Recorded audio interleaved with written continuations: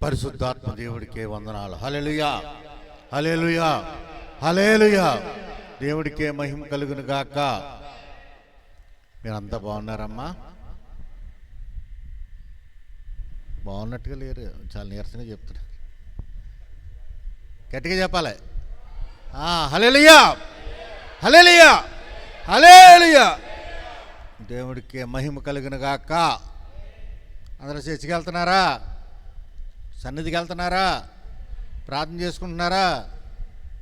జాగ్రత్త. దేవుడు మిమ్మల్ని ఎక్కడ తీసుకెళ్తున్నాడంటే కానాను తీసుకెళ్తున్నాడు. పరమ కానాయనండి యేసయ్య మనల్ని. మందిరం అంటే ఏంటంటే ఒక నూతన యెరూషలేము. మందిరంలో మనకి శాంతి దొరుకుతుంది అంటాడు దేవుడు. నీ మందిర ఆవరణలోనే గడపడం చాలా గొప్ప అంటాడు ఆయన. మందిరం లోపల దాకా కూడా రాక్కలేదు అంటాడు ఆయన. అలా ఆవరణలో గడిపితే చాలు అంటాడు దావీదు గారు, మహారాజు. ఆయన ప్రార్థనకే ప్రాధాన్యత ఇచ్చాడు, మందిరానికి ఇంకా ప్రాధాన్యత ఇచ్చాడు. ఆయన చేసినటువంటి ఆ యొక్క ప్రార్థన విన్నపాలు స్టిల్ నౌ ఈ రోజుకి కూడా నడుస్తూ ఉన్నాయి. ఆయనకి ఇచ్చిన వాగ్దానం ఈ రోజుకి నడుస్తూ ఉంది. ఆయన వంశమే నడుస్తూ ఉంది. దావీదు కుమారుడా అని యేసు ప్రభువారిని పిలువబడ్డాడంటే ఎవరు వంశం అనుకుంటున్నారు? దావీదు. దావీదుని అంతగా ప్రేమించేశాడు దేవుడు. ఆయన ఎవరో, దావీదు ఏమవుతాడు దేవుడికి? ప్రియుడు, ఉదయానుసారుడు. ఉదయానుసారుడు అంటే ఏంటి? అంటే దేవుడు హృదయంలో ఏముందో దావీదు హృదయంలో కూడా అటువంటి మనసు కలిగిన వాడు నా హృదయానుసారుడు. దేవుడు నాకు ఏముంది, నా ఆలోచన ఏంటి, నాకు ఇలా చేస్తే బాగుంటుందని నేను అనుకున్నాను అనుకో, ఆ ఆలోచన నాకన్నా నా భార్య చేసేసింది అనుకో, నా భార్య ఏం చేస్తున్నట్టు నా హృదయంలో ఏముందో తనకు తెలిసిపోయింది. అలాగే నా హృదయంలో ఏముంది, ఏం చేయాలి, ఇప్పుడు ఎక్కడికి వెళ్ళాలి అనుకున్నాను అనుకో, మా అమ్మాయి వెళ్ళిపోయింది ఆడికి. నా పని ఏంటో మర్చిపోయిన పని ఉంది, వెళ్ళిపోయింది. వెళ్ళి ఏం చేసింది? ఇప్పుడు ఎందుకు వెళ్ళిపోయిందంటే ఇలా ట్యాబ్లెట్లు మర్చిపోయాను, నేను తేలేదు, తెచ్చాను, ఇంటికాడ అక్కడ పెట్టాను, టక్మని ఆ అమ్మాయికి జ్ఞాపకం వచ్చింది, వెళ్ళిపోయింది. ఇప్పుడు నేను ఈ స్టేజ్ మీద ఎత్తి వేసేటప్పుడు లేవే, అయ్యో ఎలాగా, అప్పుడు కన్ఫ్యూజ్ లేకుండా నా హృదయంలో ఏముంది, తేవాలి కదా, వీళ్ళకి ఇవ్వాలి కదా, అప్పుడు అనే పరిస్థితి రాకుండా టక్మని వెళ్ళిపోయింది, తెచ్చేస్తుంది, నో ప్రాబ్లం. అదే ఉదయానుసారం. ఆయన హృదయంలో ఏముంది అనేది ఇంకోళ్ళకి తెలియాలి. అందుకే అంటాడు, హృదయం మోసకరమైనది, ఘోరమైన. అటువంటి హృదయంలో యేసయ్య వచ్చేస్తే ఏమైపోద్దండి? ఘోరమైన హృదయము, భయంకరమైన హృదయము. అసలు ఒక వ్యాధి కలిగిన హృదయానికి సపరేట్గా ఒక వ్యాధి ఉందంటున్నాడు దేవుడు. అటువంటి హృదయానికి లో యేసయ్య వచ్చేస్తే ఏమైపోద్ది? దానికి క్లీన్ అయిపోద్ది, శుద్ధీకరణ అయిపోద్ది, కడిగేస్తాడు పరిశుద్ధాత్ముడు. ఆ హృదయం ఏమైపోద్ది అంటే పరిశుద్ధాత్మతో నిండిపోయి, దేవుడికి కలిగిన హృదయం మనలో వచ్చేస్తుంది. దేవుడికి కలిగిన మనసు మన దగ్గరికి వచ్చేస్తుంది. దేవుడికి ఏ విధంగా దేవుడు మనల్ని ప్రేమిస్తున్నాడో, ఆయన మనల్ని ఏ విధంగా మెచ్చుకుంటాడో. మనం నడిచేటప్పుడు ఇలాగ చిన్నప్పుడు నడుస్తాం, అది చిన్నప్పుడు తల్లిదండ్రులకు ఇష్టమే. పెద్ద అయిన తర్వాత ఇలా నడితే అలా నడితే సరిగ్గా నడరా అంటాం. ఇప్పుడు ఏమైపోయింది? దావీదు ఫస్ట్లో దేవుడి దగ్గరికి వచ్చేటప్పటికి తప్పటడుగు లేసి ఉండొచ్చు. That is the ending of days. ఎలా ఉన్నాడంటే దేవుడికితో అనుబంధం పెరిగిపోయింది ఆయనకి. దేవుడితో అనుబంధం పెరిగిపోయి దేవుడికి కలిగిన మనసు ఆయనకిలోకి వచ్చేస్తాం మొదలుపెట్టింది. దేవుడు ఎలా నడిచాడు, దేవుడు ఏ విధంగా చెప్పాడు, ఏ విధంగా చేయాలి, ఏ విధంగా బల్లర్పించాలి, ఏ విధంగా ప్రార్థన చేయాలి, ఏ విధంగా దేవుడు ఆనుకోవాలి, దేవుడి కొరకు ఎలా బ్రతకాలి, దేవుడి కొరకు ఎలా చనిపోవాలి, అటువంటి టైప్ ఆఫ్ హృదయం వచ్చేసింది ఆయనకి. అందుకే నా హృదయానుసారుడిని దేవుడితో అనిపించుకున్నవాడు. మోషే నా ఇల్లంతట్లో నమ్మకస్తుడు అనిపించుకున్నాడు. ఇల్లంతటి మీద యజమానిగా పెట్టుకున్నాడు మోసే. నమ్మకస్తుడికి యజమాని తాళాలు ఇస్తాడు, ఇంకోటికి ఇస్తాడా? నీకు నాకెవరు? ఒక యజమానికి తాళం ఇవ్వాలంటే ఎవరికి ఇస్తాడు? వాళ్ళ వైఫ్కి ఇస్తాడు, లేకపోతే కొడుకో కూతురుకో ఇస్తాడు. కానీ మోషేకి ఇచ్చాడు. నా ఇల్లు అంతటికి నమ్మకస్తుడే అతను, నమ్మకమైనటువంటి పని చేయగలడు, నేను ఏం చెప్తే చేసేస్తాడు అని చెప్పి ఆ తాళం చేతులు ఎవరికి ఇచ్చాడట? మోషేకి ఇచ్చాడు. మరి యేసుప్రభు వారు కూడా ఒక తాళం ఇచ్చారు, ఒకడికి పేతురు గారికి ఇచ్చారు. ఎందుకు ఇచ్చాడు? నువ్వు బండ అంటే నువ్వు రాయలు అంటాడు, కదలించబడదు. భక్తిలో నువ్వు ఫస్ట్లో చెప్పాను కదా, ఒడిదుడుకులు పడ్డా అతను కూడా. ఏసెవరో తెలియదు అన్నాడు, అబద్ధం ఆడాడు, బొంకాడు, అన్నీ చేసేసాడు. అయిపోయిన తర్వాత స్టాండ్ అయ్యాడు, పిల్లర్ అయిపోయాడు. ఎలాగైపోయాడు? క్రైస్తవ లోకానికి ఒక పిల్లర్గా దేవుడు బండగా చేసి తాళం చేతులు ఆయనకి ఇచ్చాడు. నువ్వు ఇక్కడ ఓపెన్ చేస్తే పరలోకంలో ఓపెన్ అయిపోద్ది, ఇక్కడ తాళం వేసేస్తే పరలోకం క్లోజ్ అయిపోద్ది అన్నాడు. నీ పరలోకానికి వెళ్ళవలసిన ద్వారములన్నీ నీ తాళములు నీ దగ్గర ఉన్నాయి అంటున్నాడు పేతురికి. అంత ఆధిక్యత దేవుడిచ్చాడు. ఎందుకు ఇచ్చాడు? దేవుడితో వెనకాలకు వచ్చిన తర్వాత, తన తప్పు తను తెలుసుకున్న తర్వాత, దేవుడికి తనకు ఉన్నటువంటి నన్ను దేవుడికి నేను ఏ విధంగా తప్పు చేశాను, పాపం చేశాను, దేవుడిని ఎరగని ఎలా చెప్పానని చెప్పేసి పశ్చాత్తాపడి, నేను దేవుడిలాగా సిలువేయించుకోవడానికి కూడా అర్హత లేదు నాకు. ఇలా సిలువేయటం కుదరదు నాకు, అంత అర్హత లేదు నాకు, నన్ను తిరగే సిలువేయండి అన్నాడు. ఆయన కూడా సిలువలోనే చనిపోయాడు పేతురు గారు. అంత నమ్మకం. నమ్మకస్తుడిగా తాళాలు ఇస్తా, పక్కింటికి ఇవ్వం కదా, తన బిడ్డలకే తాళాలు ఇస్తాడు. మీరందరూ దేవుడి బిడ్డలు. ఇక్కడ నమ్మి బాప్తీసం పొందిన వాడు రక్షించబడతాడు. నమ్మనకు వారికి ఏముంది? శిక్ష. ఎవరిస్తారు ఈ శిక్ష? దేవుడు రెండు పుట్టించాడట. ఏంటి? అంతా పరిశుద్ధంగా ఉండేటట్టు పరలోకమే పుట్టించాడు. లూసిఫర్ అని కూడా ఒకడు తయారయ్యాడు. వాడి కోసం పాతాళం వాడు సృష్టించాడు. ఆ పాతాళంలో అగ్ని ఆరదు, పురుగు సావదు, ఎప్పుడు ఆడు అక్కడే ఉంటాడు, ఆరుతూ ఉంటాడు, కేకలేస్తూ ఉంటాడు, ఆడికి ఎప్పుడు సావు లేదు, అందులోనే ఉంటాడు. ఇప్పుడు దాంట్లోకి పంపాలంటే ఎవరు రైట్ ఉందంటే, తండ్రి అని యెహోవా కాదు రైట్ ఉన్నది, యేసు ప్రభువుల వారికి రైట్ ఉంది. నువ్వు పరలోక రాజ్యంలో కూర్చోబెట్టాలన్నా ఆయన కూర్చోబెట్టగలడు. పో, నిన్నెవరో తెలియదు బాబు పో అన్నాడంటే ఎక్కడ పోవాలి? నరకానికి. ఆ నరకం ఎవరి కోసం? మన కోసం కాదు. యాక్చువల్గా ఆ లూసిఫర్ కోసం పుట్టించిన నరకంలో మనం వెళ్ళవలసిన పరిస్థితి వస్తుంది. ఎందుకు అంటే, తన మాట గైకొనకుండా, తన మాట వినకుండా, తప్పుడు దారిలో తిరిగి, తప్పుడు మాటలు మాట్లాడి, అబద్ధాలు ఆడి, ట్యాపుల దగ్గర కొట్టుకుని, నీళ్ళ దగ్గర కూడా కొట్టుకుంటారు. ఇవన్నీ చేస్తే పరలోక రాజ్యం వెళ్ళావు. పరలోక రాజ్యం వెళ్ళాలంటే ఏం చేయాలనుకో, నువ్వు ఒక యవనస్త్రాలు, నువ్వు ముందు బిందెట్టుకున్నావు, నీళ్ళు పట్టుకుందాం అనుకున్నావు, ముసలావిడ వచ్చింది, ఏం చేయాలి? అమ్మా నా బిందె పట్టి, నీ బిందు నేను ఇలా పక్కన పెట్టుకుని, నీ బిందె పట్టి నేను ఇచ్చి నీ భుజం మీద పెడతాను, నువ్వు వెళ్ళిపో, మన తర్వాత నేను పట్టుకుంటాను నీళ్ళు అనేటువంటి మనస్సు మనలో కలగాలి. అప్పుడే పరలోక రాజ్యం చేరతాం.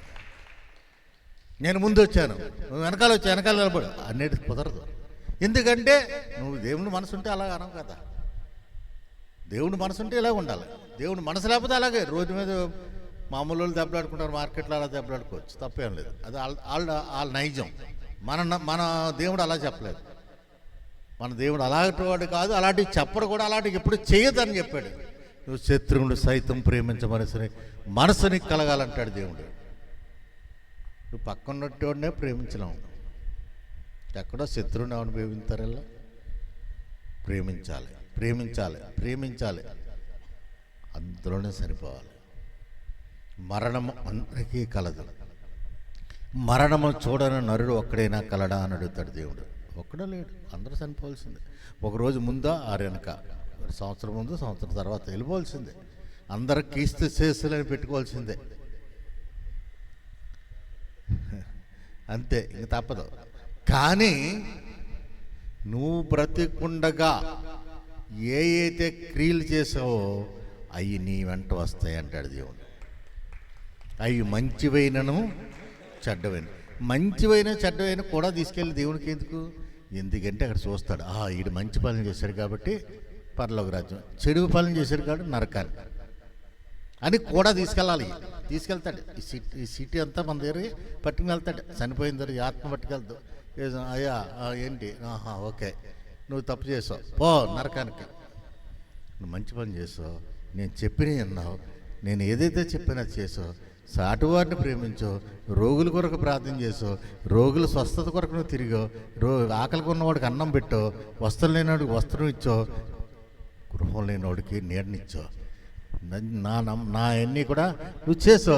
బలా నమ్మకమైన దాసురాలా రా, పరలోక రాజ్యము నీ కొరకే నేను నిర్మించబడి ఉంది, వచ్చి నీ యొక్క ఆ గృహంలో నువ్వు చేరు అని చెప్తాడు దేవుడు. ఇప్పుడు నా మాట విని నా మాట గైకొనాలి, ఆయన మాట వినాలి, నా మాట కాదు. నా మాట అంటే సుబ్రాజు గారి మాట కాదు, మనకు కన్ఫ్యూజ్ అవ్వకండి. దేవుడి మాట, యేసయ్య మాట వినాలి, అప్పుడే మీరు పరలోక రాజ్యం వెళ్తారు. ఎందుకు ఇది ఉపఘాతం చాలా చెప్తున్నాను, ఈయనకేం పని లేదా అనుకోకండి. ఎందుకంటే చెప్పినప్పుడు వినండి, వినగలిగినప్పుడే చెప్పగలను. చెప్పలేనప్పుడు నేను చెప్పలేను, మీరు వినలేనప్పుడు మీరు వినలేరు. అర్థమైందా? అంచేత ఎందుకని చెప్పాడు, దీపం ఉండగా ఇల్లు చక్క పెట్టుకోవాలి అంటే ఇప్పుడు సమయము అనుకూలం. రేపు ఏంటో నీకు తెలియదు, నువ్వు ఎలా ఉంటావో తెలియదు. అక్కడ మన బండి వేసుకెళ్తే మోటార్ సైకిల్ యాక్సిడెంట్ చేశాడు, ఇప్పుడు హాస్పిటల్లో ఉన్నాడు. ఎవరో కాదు, మా వాచ్మెన్ ఆడవాడు ఉంటుంది కదా, వాళ్ళ తమ్ముడు. రేపు వారం అయిపోయింది, రేపు ఆదివారంతో 2వ వారం. ఆడు మామూలుగానే వెళ్ళాడు, పలా ప్యాకెట్ తెచ్చుకుందామని వెళ్ళాడు, యాక్సిడెంట్ అయింది. ఆడు పిల్లం ఇద్దరు యాక్సిడెంట్లో ఉన్నారు. ఈ పిల్లాన్ని కాలు చేయిరిపోయింది, ఆడికి హెడ్ ఇంజరీ అయింది. అద్దరిద్దరికడ పోను, ఏం చేయాలి? మా అబ్బాయిలు ఇద్దరు ఆలోచన చేసి అప్పుడు రాత్రి 11 అంతా అయిపోయింది. అప్పటి నుంచి ఫోన్లు చేసి వాళ్ళ ఫోన్ చేసి వీళ్ళ ఫోన్ చేసి ఈ హాస్పిటల్లో ఫోన్ చేసి ఆ హాస్పిటల్లో ఫోన్ చేసి మినిస్టర్ గారు పిఏకి ఫోన్ చేసి మినిస్టర్ గారు పిఏ గారితో ఇంకోటి ఫోన్ చేయించి రాత్రి మళ్ళీ అప్పటికప్పుడు డబ్బులు వేసి బయటికి తీసుకొచ్చాను. మా డ్రైవర్ సీన్ని పంపించి నైట్ వాళ్ళని బయటికి తీసుకొచ్చి అంబులెన్స్లో అప్పుడు బయట స్కానింగ్ తీసి అంటే చెవులోంచి రక్తం వచ్చేస్తుంది, హెడ్ ఇంజరీ. సరే ఇవన్నీ చేయించి ఇటు అలాగే చచ్చిపోతాడు ఇక్కడ ఉంటే అని చెప్పి రాత్రి కాడ స్వతంత్ర హాస్పిటల్లో జాయిన్ చేయటం, ఫస్ట్ ఎయిడ్ చేయటం, మన్నాడు 3వ రోజున ఆపరేషన్ చేయటం, ఇదంతా అయింది. ఎందుకైందో చెప్పనా? ఒక్క మాట చెప్తానేనండి, దేవుని మాట విన్నందుకు అయిపోయింది. ఆదివారం ఆ రోజు ఏం చేయాలి? ఎక్కడికి వెళ్ళాలి? ఆరాధనలో ఉండాలి, చర్చికి వెళ్ళాలి, ఆలయానికి వెళ్ళాలి, ప్రార్థనలో ఉండాలి, వాక్యంలో ఉండాలి, ప్రార్థన చేయాలి. ఎప్పుడు కూడా మీరు ఏదో చెప్తున్నాను, దేవుడు ఆలయాన్ని తక్కువ. అందుకే దేవుడు అన్ని ఆలయం ఆవరణలో ఏదో బయట నిలబడి ఉంటేనే అంత శ్రేష్టము. ఒక దినము గడుపుట 1000 దినముల కంటే శ్రేష్టము అంటున్నాడు దేవుడు. ఈ పరిస్థితులు బాగలేదు, రోజులు బాగలేదు. మీరందరూ రోజులు చక్కర పెట్టుకోండి. ఎందుకంటే సమయం ఉండగా ఇల్లు చక్క పెట్టుకోవాలి.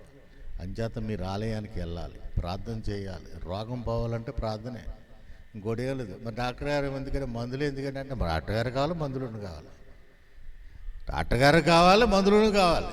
ఆ మందులు పని చేయాలంటే దేవుడు కావాలి, కాదు పని చేయవయ్యి. మందులు పని చేయాలంటే దేవుడు ఉండడం అవసరమే. ఇప్పుడు ఆ రోజు నుంచి కంటించి ప్రార్థన చేస్తాను ఉన్నాం. అతని కోసం చిరంజీవి బాగుండాలి ప్రభా, అతను బతికించి ప్రభా, అతను పిల్లలు కలవాడు ప్రభా, ఆ చిరంజీవికి ఆపరేషన్ అయింది, హెడ్ ఇంజరీ అయింది ప్రభా, నేను నా ఇంట్లో నా భార్య నేను మా పిల్లలు అందరూ ప్రార్థన చేస్తాను ఉన్నాం. ఎందుకు చేస్తున్నాం? అతను నా చుట్టమా, అతను అదే పనుడా, నాకేం సంబంధమే లేదే. వాళ్ళు ఎవరో అతను ఎవడో నేను చూడలేదు, ఈరోజు కూడా ఇప్పుడు దాకా నేను చూడలేదు. ఆ లావు నా దగ్గర పనిచేస్తాను అంతే. మరి ఏం చేయాలి? ఎందుకు జరిగింది యాక్సిడెంట్? ఎందుకు జరిగిందంటే దేవుణ్ణి అలక్ష్యము చేశాడు, ఆరాధనకు వెళ్ళలేదు, దేవుడి దగ్గర రాలేదు. దేవుడికి దూరంగా బతుకుతున్న వాడు ఎవడైనా సరే శిక్షార్హుడే, శిక్ష పొందుతాడు. నీ డబ్బులు ఎవరికి కావాలి, నీ ఆస్తి ఎవరికి కావాలి? డబ్బులు ఏమో అడగడా దేవుడు? నీ కొబ్బరికాయలు అడుగుతాడా? 2 కోళ్ళు తెమ్మంటాడా? అవి ఏమైనా చెప్పుంటే పాస్టర్ గారు చెప్పాలి 2 కోడిగుడ్లు తెమ్మని, అంతేకాని దేవుడు చెప్పడం. పాస్టర్ గారు 2 కోడిగుడ్లు దాంట్లో 2 కోళ్ళని చెప్తే చెప్పుండొచ్చేమో, కానీ దేవునికి ఏం అక్కర్లేదు. దేవుడికి ఏమి అక్కర్లేదు. ఏమి ఇచ్చి మీరు ఆయనకి రుణం తీర్చుకోలేము, ఆయన ఏమీ ఇవ్వలేము. మనం ఇచ్చింది ఏది ఆయనకి అక్కర్లేదు. ఆయన ఏది తీసుకోవడం, కేజీ బంగారం ఇచ్చిన అక్కర్లేదు, 2 కొబ్బరికాయలు ఇచ్చిన అక్కర్లేదు, 4 కోళ్ళు ఇచ్చిన అక్కర్లేదు, మేకలు ఇచ్చిన అక్కర్లేదు, గేదెలు ఇచ్చిన అక్కర్లేదు, ఏమీ వద్దు. ఆయన ఒకటే చెప్తాను, ఒకటి ఇరిగి నలిగిన హృదయమును నాకు కావాలి. ఇరిగి నలిగిన హృదయం, అదే సరైనటి బలి అంటాడు. బలి, ఆ బలి చాలు నాకు, ఇంకేమొద్దు, మీరేం డబ్బులు వద్దు, ఏమొద్దు. అలా వచ్చి ప్రార్థన చేసుకోండి, హృదయపూర్వకంగా ప్రార్థన చేసి నువ్వు తప్పుల కోసం పశ్చాత్తాపడండి. యేసయ్య నేను ఈ తప్పు చేస్తాను, నన్ను క్షమించు, నాకు ఈ పాపం రోగం వచ్చింది, నన్ను క్షమించు. ఒకప్పుడు పాపం చేసి ఉండొచ్చు, నాకు తెలియదు ప్రభా క్షమించు. లేదా ఎవరో పాపం చేశారు, నాకు ఈ రోగం వచ్చి ఉండొచ్చు, నన్ను క్షమించు. లేదా ఎవడో ఇంజక్షన్ పొరపాటు చేసి నాకు ఈ రోగం వచ్చి ఉండొచ్చు, ప్రభా క్షమించు. దేవుడే క్షమించగలడు మిమ్మల్ని అందరినీ. ఆయనే స్వస్థత ఇవ్వగలడు, ఆయనే రోగులను బాగు చేయగలడు. సమస్త రోగముల నుండి యేసు రక్తంలోనే శుద్ధీకరణ జరుగుతుంది. ఇంకో రోగం ఇంకొకళ్ళ రక్తంలో మరి మేక రక్తం తాగితే ఏమవుదు, అర్థమైంది కదా. ఇవాళ నా ఫ్రెండ్ కూడా వచ్చాడు, ఇవాళ మీకు 2వ అధ్యాయం కంగారు పడకు, అంత ప్రాసత్తంగా ఉన్నాడు. ఇదంతా ఉపద్ఘాతం నేను చెప్పింది, అసలు కథ స్టోరీ మొదలవలేదు. మీరు డిసైడ్ అయిపోతే వెనకాల డిసైడ్ చేయాలి కదా. మీరు ఎలాగ డిసైడ్ అయిపోతారులే, మీరు ఎందుకు ఎవరో, మీకు రోజు ఉండి పని అది కదా, పాస్టర్లు రోజు చేసే పని అదే. నీకు కాకపోతే నేను డిసైడ్ చేసింది ఏంటంటే, ఇవాళ గెస్ట్ వచ్చాడు, ఇలా నా స్నేహితుడు వచ్చాడు, మరి దాసన్ గారు, మరి వీళ్ళంతా మరి అనుకోని స్నేహితుడు. ఆయన ఇవాళ సర్ప్రైజ్, అమెరికా నుంచి ఒక ఆయన నా స్నేహితుడు వచ్చాడు. అమెరికా అంటే తెల్లతోరలు అనుకుంటా, డబ్బులు ఇచ్చేవాడు అనుకుంటారు. నేను డబ్బులు తీసుకొని నాకు తీసుకొని అందరికీ నేనే ఇచ్చి వస్తాను. అది చాలాసార్లు చెప్పాను, మళ్ళీ చెప్తున్నాను. ఇండియన్ అడుక్కునేవాడు కాదండి, ఇచ్చేవాడు. ఇండియా వాడు అడుక్కునేవాడు కాదు, ఇండియా వాడు ఇచ్చేవాడు. మీరందరూ ఒక్కసారి జ్ఞాపకం చేసుకోండి. అంచేత మనం ఏం చేయాలంటే, కూర్చో సార్, వెల్కమ్ సార్. దేవుడికే మహిమ కలిగిన గాక. ఈ డేవిడ్ గారు మా బావగారికి తెలుసు కదమ్మా. ఈ అమెరికా నుంచి వచ్చినటువంటి స్నేహితులు ప్రిన్స్ గారు నాకు అమెరికాలో పరిచయం. వారు సో హ్యాపీ, ఈయన మా ఇంటికి వచ్చారు, రాత్రి నిన్న వచ్చారు, నాతో నేను అంతా గడిపారు. ఈరోజు మీ దగ్గరికి అని చెప్పి గడిపి ఆయన వెళ్ళిపోతారు.